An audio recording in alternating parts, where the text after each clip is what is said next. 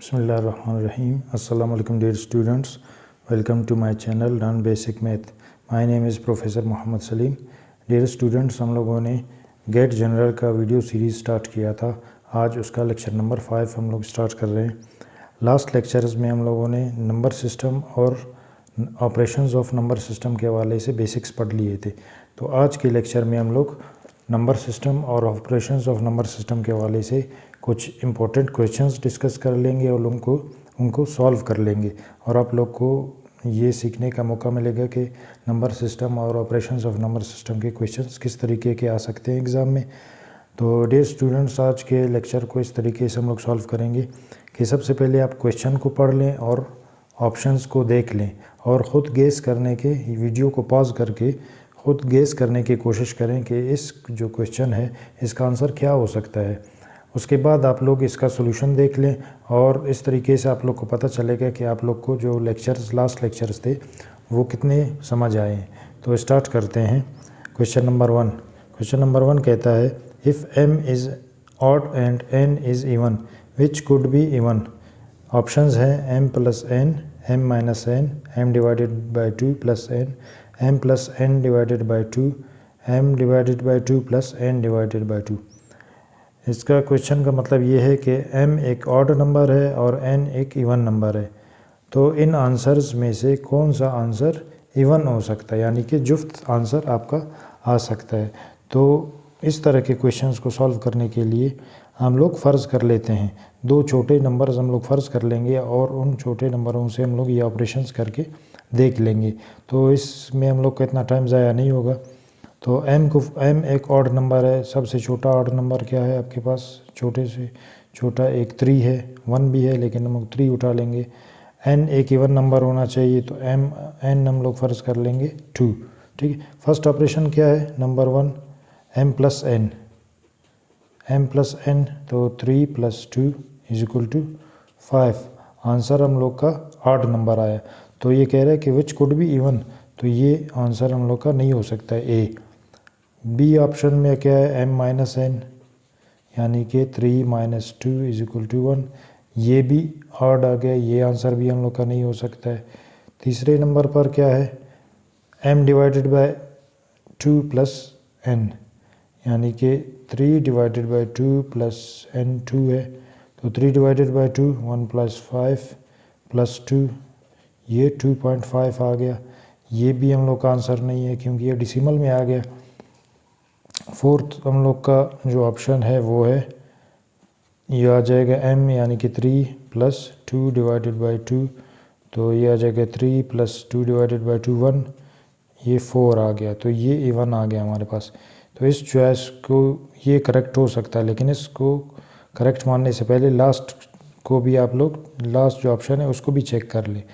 तो ये हो जाएगा 3 divided by 2 plus 2 divided by 2, ये हो जाएगा 1.5 प्लस 1, तो ये हो जाएगा, ये 3.5 आ जाएगा, ये 2.5। ये भी नहीं हो सकता है। तो करेक्ट आंसर आपका ये डी ऑप्शन है। तो इस तरीके से आप लोग इसको छोटा, एक जो छोटे से छोटे इवन और ऑड नंबर्स सपोज करके इस ऑपरेशंस को इजीली आप 1 मिनट के अंदर अंदर, जब आप लोग प्रैक्टिस कर लेंगे, ये 30 सेकंड्स में भी आप लोग कर सकते हैं, ज़ुबानी कर सकते हैं इसको। ठीक। क्वेश्चन नंबर 2 है आपका, which answer shows that not all odds are prime. हमें ये पता है कि प्राइम नंबर्स क्या है। प्राइम नंबर्स वो नंबर्स होते हैं जो अपने आप पर और 1 पर डिवाइड होती है, यानी कि इसके सिर्फ 2 फैक्टर्स होते हैं। और वो तमाम के तमाम प्राइम नंबर्स ऑड नंबर्स होते हैं, सिर्फ एक के अलावा। एक ऐसा प्राइम नंबर है जो कि इवन नंबर है। ठीक। तो ये कह रहा है कि इन प्राइम नंबर्स में से, इन ऑड नंबर्स में से कौन सा प्राइम नहीं हो सकता है। 3 हमें पता है एक प्राइम नंबर है क्योंकि 3 के 2 फैक्टर्स है। ये 3 और 1 के अलावा किसी पर डिवाइड नहीं हो सकता है। इसी तरह 5 भी 5 एंड 1 के अलावा किसी पर डिवाइड नहीं हो सकता है। 7 भी 7 एंड 1 के अलावा किसी पर डिवाइड नहीं हो सकता है। 13 भी 13 एंड 1 के अलावा किसी पर डिवाइड नहीं हो सकता है। लेकिन जो 21 है, 21 तो डिवाइड हो सकता है 3 पर। 3 7 ज़ा 21 हो सकता है, और 7 पर भी डिवाइड हो सकता है, 7 3 ज़ा 21 हो सकता है। तो इसके फैक्टर्स ज़्यादा है, 2 से ज़्यादा है, तो इसका जो करेक्ट आंसर आपका वो है ई ऑप्शन। ई चॉइस एक ऐसा ऑड नंबर है जो कि प्राइम नंबर नहीं है। तो इसको भी आप ज़ुबानी हल कर सकते हैं, ठीक है। इस तरह के इजी क्वेश्चंस आते हैं जीआरई के टेस्ट में, सिर्फ क्वेश्चन को आप लोग को समझना होता है। कभी कभी क्वेश्चन बहुत आसान होता है, लेकिन क्वेश्चन की वर्डिंग इस तरह दी होती है कि जो स्टूडेंट है वो क्वेश्चन पढ़कर एक दफ़ा परेशान हो जाता है। उसको तसल्ली से क्वेश्चन को पढ़कर समझ लेना चाहिए, उसके बाद उसको अटेम्प्ट करना चाहिए। क्वेश्चन नंबर 3 देख लेते हैं। If P is a whole number and Q is a prime number and if 20Q is divisible by 6 then Q could be. अभी ये देखिए क्वेश्चन को इन्होंने थोड़ा सा लेंथी कर लिया, लेकिन है इजी क्वेश्चन। ये कह रहा है, पूछ रहा है कि then Q could be, Q के हवाले से पूछ रहा है, लेकिन इधर P का भी जिक्र किया है इन्होंने, और यहाँ पर आगे P का कोई जिक्र नहीं है, सिर्फ ये बताया है शुरू में कि P is a whole number, यानी कि जो P is a whole number ये क्या है, हमारे पास एक्स्ट्रा इन्फॉर्मेशन है, ठीक है, जिसकी ज़रूरत नहीं है हमें। तो इसको आपने पढ़ लिया, बस इस पर मज़ीद गौर नहीं कर ली। Q is a prime number, Q एक प्राइम नंबर है, ठीक है। And if 20Q is divisible by 6, ये कह रहा है 20Q डिवाइड हो सकता है 6 पर, तो Q क्या है, और Q के लिए आपके पास ऑप्शंस हैं 2, 3, 4, 5, 6, और ये पता है आपको कि Q एक प्राइम नंबर है। तो प्राइम नंबर सबसे पहले आप उन चॉइसेस को एलिमिनेट करेंगे, यानी कि उन चॉइसेस को काट लेंगे जो आप इजीली बता सकते हैं कि ये आंसर तो हो ही नहीं सकता। जिस तरह C आंसर नहीं हो सकता है, ठीक है, ये E चॉइस नहीं हो सकता, क्यों, क्योंकि ये इवन नंबर्स हैं, और ये कह रहा है कि ये प्राइम नंबर है, और प्राइम नंबर हमेशा ऑड होता है या 2 होता है। तो 2, 3 एंड 5 ये 3 नंबरों में से हम लोग का, ये 3 चॉइस में से हम लोग का चॉइस हो सकता है। तो इन 3 को हम लोग रख लेते हैं। 20 इंटू 2 क्या हो जाएगा, 40 डिवाइड बाय 6 नहीं हो सकता है, ठीक है, पूरी तकसीम नहीं हो सकता है। सेकंड चॉइस हमारा 3 है, 20 इंटू 3 60 डिवाइड बाय 6, आंसर 6। ये 60 डिवाइड हो रहा है 6 पर, तो ये चॉइस हो सकता है आपका, लेकिन आपने इस लास्ट चॉइस को भी चेक करना है। तो 20 इंटू 5 ये आ गया 100 डिवाइड बाय 6, नहीं हो सकता है डिवाइड। तो आपका जो करेक्ट आंसर है वो ये चॉइस है 3। तो 3 चॉइस क्या है, बी ऑप्शन आपका। तो इसका करेक्ट जो आंसर है वो बी है। तो ये ऑपरेशन भी आप विद इन 1 मिनट कर सकते हैं, सिर्फ आपको थोड़ी सी प्रैक्टिस की ज़रूरत है, और मेन चीज़ ये है कि आप क्वेश्चन को समझ लें। जब आपने क्वेश्चन को समझ लिया, ऐसे समझ लें कि आपका आंसर आपको मिल गया। नेक्स्ट क्वेश्चन देख लेते हैं। क्वेश्चन नंबर 4 है, if 2 odd integers are primes which of the following is true. अगर 2 ऑड इंटीजर्स प्राइम्स हैं, और प्राइम्स हमेशा ऑड इंटीजर्स ही होते हैं, अच्छा, their product is odd integer, यानी कि उनका जो मल्टीप्लिकेशन है वो ऑड इंटीजर होता है। तो इस क्वेश्चन के लिए हम लोग उसी तरह छोटे 2 प्राइम नंबर चूज़ कर लेते हैं जो कि ऑड भी हों, यानी कि लेट 3 एंड 5। हम लोगों ने 3 and 5 odd integers, odd prime numbers select कर लिए, ठीक है। पहला क्या कहते हैं, their product is odd integer, तो इसको प्रोडक्ट कर लेते, 5 3 ज़ा 15, ठीक है, ऑड इंटीजर है, तो ये फर्स्ट चॉइस सही है हमारा, ठीक है। Their sum is a prime, इसको देख लेते हैं, 3 + 5 = 8, तो ये गलत है क्योंकि 8 एक प्राइम नंबर नहीं है। थर्ड चॉइस देख लेते हैं, their sum is an odd integer, तो 3 + 5 = 8, 8 एक इवन इंटीजर है, ऑड इंटीजर नहीं है। तो B choice and C choice is 3 and 5 को सेटिस्फाई नहीं कर रहा है, सिर्फ ए चॉइस सेटिस्फाई कर रहा है, तो हम लोग चूज़ करेंगे करेक्ट आंसर ए को। तो देख लें स्टूडेंट्स कितने इजीली हम लोग इन क्वेश्चंस को सॉल्व करते जा रहे हैं। डियर स्टूडेंट्स, आप क्वेश्चन को पढ़कर एक दफ़ा पॉज करके लाजमी ट्राई कर लिया करें, ताकि आप लोग को, एक तो आप लोग का कॉन्फिडेंस डेवलप होगा कि भाई हमें ये क्वेश्चंस सॉल्व करने आ रहे हैं। अगर नहीं आ रहे हैं तो आप लोग फिर सीख लेंगे, जिस तरह सोल्यूशन देख कर आप लोग सीख लेंगे कि इसको किस तरीके से इजीली सॉल्व कर सकते हैं। क्वेश्चन नंबर 5 है, डेसिमल नंबर्स का मल्टीप्लिकेशन है 5.06 इंटू 0.7। तो डेसिमल नंबर का जो मल्टीप्लिकेशन है, इस तरह के कोई भी क्वेश्चन हो तो सबसे पहले आप उन चॉइसेस को काट लें जो नहीं हो सकते। अभी डेसिमल नंबर के मल्टीप्लिकेशन में हम लोगों ने ये सीखा था, जो इसका आंसर है उसमें जो डेसिमल का पॉइंट पोजीशन है वो इसके और इसके जो डेसिमल नंबर प्लेसेस है उसके सम के बराबर होगा। तो इधर 2 इंटीजर्स हैं डेसिमल से बाद में 1, 2 एंड 3। तो जो आंसर है उसमें जो पॉइंट होगा, जो डेसिमल पॉइंट होगा, उसके बाद 3 इंटीजर्स होंगे। वो कौन सा हो सकता है? इसमें 4 हैं तो ए चॉइस तो हम लोग का हो ही नहीं सकता। इसमें 3 है, ये हो सकता है। इसमें 2 है, ये नहीं हो सकता। इसमें 3 है, ये हो सकता है। इसमें 2 है, ये नहीं हो सकता। तो आप देख ले, आपने 3 चॉइसेस को तो एलिमिनेट कर लिया। अगर फ़र्ज़ कर ले इन 2 चॉइसेस में आप लोग तुक्का भी मारते हैं तो आपका सही होने का जो चांस है, आंसर सही होने का, वो 50% हो गया। तो ये भी एक स्ट्रेटजी है जीआरई में कि आप जो गलत आंसर्स है पहले उनको एलिमिनेट कर लें, ताकि आपके पास जो प्रोबेबिलिटी है आंसर सही होने का वो ज़्यादा से ज़्यादा है।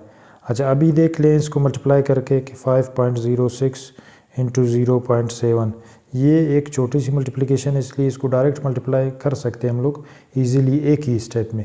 तो 7 6 42, 4 कैरी हो गया, 704, ये 4 कैरी वाला आ गया, 7 5 35, 1 2 3 3 प्लेसेस के बाद पॉइंट्स लगा लिए, 3.542।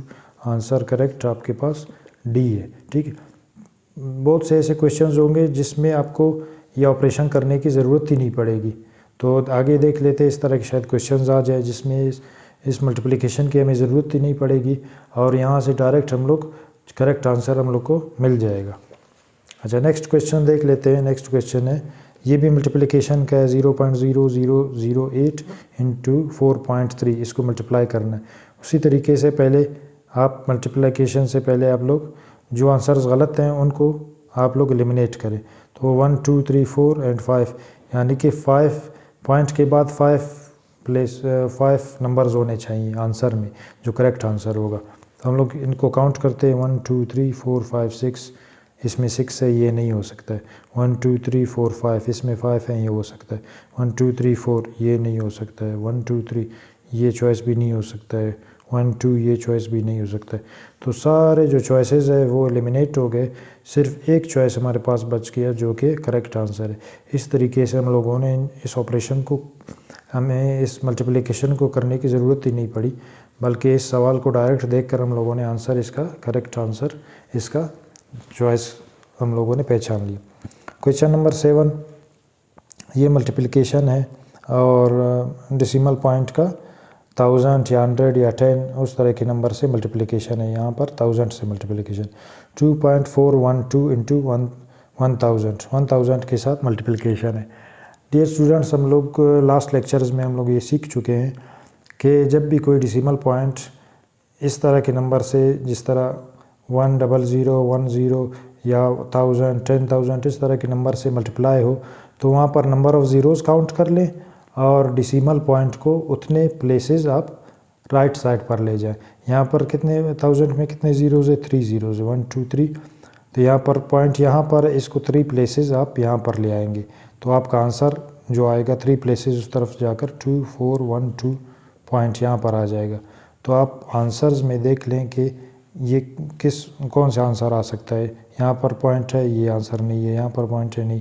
यहाँ पर 2 4 1 2, यानी कि लास्ट में पॉइंट है जिसको हम लोग अमूमन प्लेस नहीं करते। यहाँ पर इसको लास्ट में जब पॉइंट आ जाता है उसको शो नहीं किया जाता है। इन सब में यहाँ पर एक ज़ीरो है लास्ट में, तो ये भी नहीं हो सकता है, क्योंकि यहाँ पर अगर 4 ज़ीरो होते तो ये चॉइस हो सकता था। तो हम लोग को जो यहाँ पर करेक्ट आंसर है वो सी है। तो डियर स्टूडेंट्स, 1110 का जो मल्टीप्लिकेशन है डेसिमल्स का या डिवीज़न है वो बहुत इजी है। मल्टीप्लिकेशन में जो डेसिमल पॉइंट होगा वो नंबर ऑफ़ ज़ीरोज़ के मुताबिक राइट पर जाएगा और डिवीज़न में जितने ज़ीरोज़ है उतने लेफ़्ट उतने प्लेसेस वो लेफ़्ट पर जाएगा, ठीक है। तो क्वेश्चन नंबर 7 भी हो गया इजीली। क्वेश्चन 8 क्या कहता है, डिवाइड 55.631 बाय 100। ये देखिए डिवीज़न का क्वेश्चन आ गया। डिवीज़न के क्वेश्चन में मैंने बताया कि जितने नंबर ऑफ़ ज़ीरोज़ हैं 100 में 2 ज़ीरोज़ है, तो जो पॉइंट है या डेसिमल पॉइंट है वो उतने प्लेसेस लेफ़्ट में जाएगा। तो ये 2 ज़ीरोज़ है तो 2 पॉइंट्स ये लेफ़्ट में जाकर यहाँ पर आ जाएगा। तो 0 पॉइंट या 0.55631 इसका आंसर है। तो आप चेक कर लें, ये नहीं हो सकता, 55631 ये हो सकता है, ये नहीं हो सकता है क्योंकि यहाँ पर एक ज़ीरो एक्स्ट्रा दिया हुआ है, ये तो नहीं हो सकता, ये भी नहीं हो सकता। जो करेक्ट आंसर है आपका वो है बी। स्टूडेंट्स यहाँ पर 0.55631 है, ये इस तरह भी लिखा जा सकता है और ये इस तरह भी लिखा जा सकता है कि पॉइंट के पहले ज़ीरो दिया जाए, 0.55631। तो दीज टू आर सेम, ये दोनों सेम है, इक्वल है। चाहे इस तरह लिखा हो चाहे इस तरह लिखा हो, आंसर आप लोगों का यही है, ठीक है। क्वेश्चन नंबर 9 देख लेते हैं। What is the sum of the product and quotient of 8 and 8। ये एक समझने वाली क्वेश्चन है, बहुत इंटरेस्टिंग क्वेश्चन है। ये कह रहा है कि what is the sum of product and quotient of 8 and 8, यानी कि दो आपके पास इंटीजर्स है जो दोनों 8 हैं, आपने लिख लिया 8 एंड 8, ठीक, 8 एंड 8 लिख लिया। ये कह रहे प्रोडक्ट, इनका प्रोडक्ट और कोशंट का सम। पहले तो इनका प्रोडक्ट ले लिया 8 8 ज़ा 64, फिर इनका कोशंट ले लिया 8 डिवाइडेड बाई 8, ये आ गया आपके पास 1। वो कह रहे हैं इन दोनों का जो आंसर है प्रोडक्ट का और कोशंट का, इनका सम क्या है, तो 64 + 1 इज इक्वल टू 65। तो आपका आंसर 65 है। इसमें आप देख ले 65 आंसर कौन सा है, चॉइस ई। तो आपका आंसर चॉइस ई है। कितना इजी सवाल है, लेकिन सवाल को समझने की ज़रूरत है हमें सिर्फ। अच्छा, नेक्स्ट क्वेश्चन है विच इज़ ग्रेटर। अभी यहाँ पर 4-5 नंबर्स दिए हुए हैं, 2, ठीक है, 4-5 नंबर्स ये ऊपर वाले मल्टीप्लाई हो रहे हैं फर्स्ट, और 4 से 5 नंबर्स ये नीचे वाले हैं। दोनों सेम नंबर्स लेकिन साइंस का फ़र्क है, ठीक है। तो इस तरह का, ये तो छोटे नंबर्स हैं, ये बड़े नंबर्स भी हो सकते थे, ये 10 हो सकता था, ये 21, ये 35, ये 40, कुछ भी नंबर्स हो सकते थे, ठीक है। तो आपने सबसे पहले क्या करना है, ये देखना है कि जो माइनस का साइन है वो कितनी दफ़ा इसमें आ रहा है और कितने दफ़ा इसमें आ रहा है। अगर माइनस का साइन ऑड दफ़ा आ रहा है तो उसका आंसर यानी कि माइनस में आएगा, और अगर माइनस का साइन इवन नंबर में आ रहा है तो उसका आंसर इवन होगा, और हमेशा इवन नंबर ग्रेटर होता है, ये हमें पता है। तो इसमें देख लेते हैं 1 2 3, इसमें 3 माइनस के साइन है, तो इसका आंसर क्या होगा, आंसर माइनस में आएगा, ठीक है। और इसमें 1 2, इसमें 2 माइनस के साइन है, तो इसका आंसर किस में आएगा, इवन में आएगा। एंड हमें पता है इवन नहीं, इसका आंसर प्लस में आएगा, ठीक है। तो minus into minus plus, minus into minus into minus minus, ठीक है। तो हमेशा जो प्लस वाला नंबर होता है वो बड़ा होता है, ठीक है। तो यहाँ पर देख ले, फर्स्ट ये कह रहा है कि which is greater, first minus में आया है तो ये ऑप्शन नहीं हो सकता है। सेकंड प्लस में आया है तो सेकंड ग्रेटर हो सकता है। दे आर इक्वल नहीं हो सकते क्योंकि एक माइनस में आ रहा है और एक प्लस में आ रहा है। तो इसका जो करेक्ट आंसर है वो आपका बी ऑप्शन है, ठीक। तो बी ऑप्शन चूँकि इसका आंसर प्लस में आ रहा है इसलिए बी ऑप्शन आपका करेक्ट आंसर है। नेक्स्ट क्वेश्चन देख लेते हैं।